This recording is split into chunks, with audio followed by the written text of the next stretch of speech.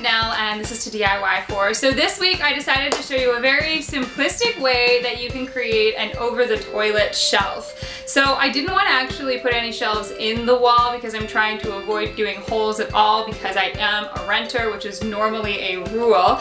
And I thought that I could really build a very simple shelf to go above that for pretty cheap. So let me show you what I did. So I grabbed 3 1x2s, 6 foot long, and a couple of baskets from the dollar store. Total cost me 20 bucks. So basically you keep 2 of those 6-foot posts the same length. You take one of the other ones and you cut some crossbars for your shelf.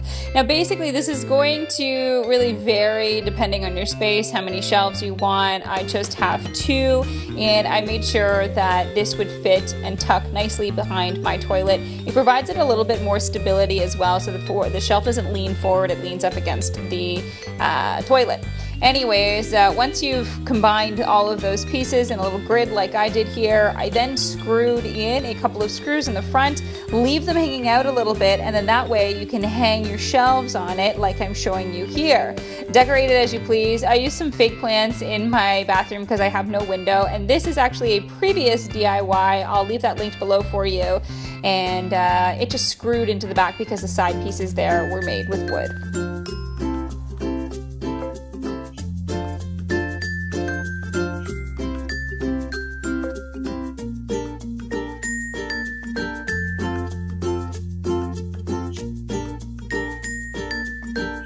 So I mean, it's pretty simple, but it's nice to have projects like that because I'm pretty sure anyone of any sort of skill set can put that together and you can kind of customize it to your space. Let me know if you enjoyed this DIY, give the video a like, and next week or in a couple of weeks to come, I'm going to be tackling a much more difficult shelving project. It is a ladder shelf for my living room, so you'll have to subscribe in order to be able to see that video. I put out a new video every Wednesday, so I'd love for you to join my DIY family. And please don't forget to send me some photos of any of the DIYs that you're making at home. You can follow me on Instagram and on Twitter at toDIYfor, and just make sure you tag me in any of those photos. Cheers, and I'll talk to you next week.